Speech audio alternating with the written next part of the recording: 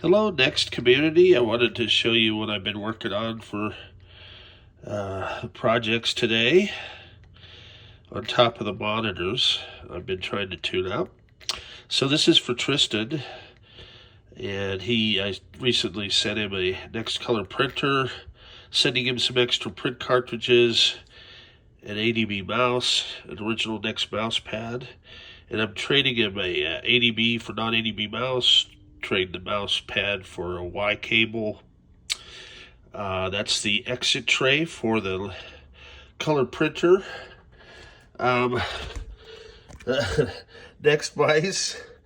So this one, the buttons work, but it is unresponsive. I took it all apart. May just be a cold solder joint. This one was sent back to me.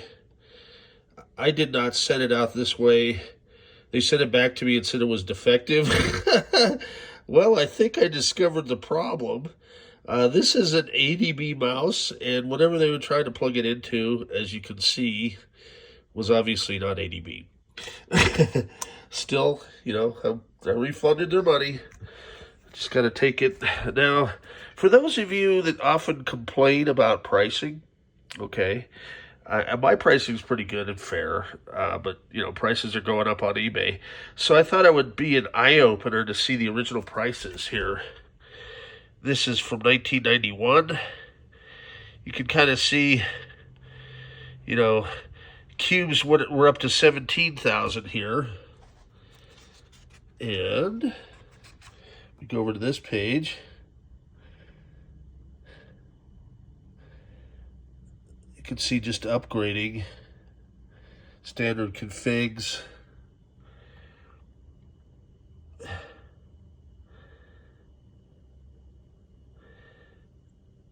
And the dimension board, wow.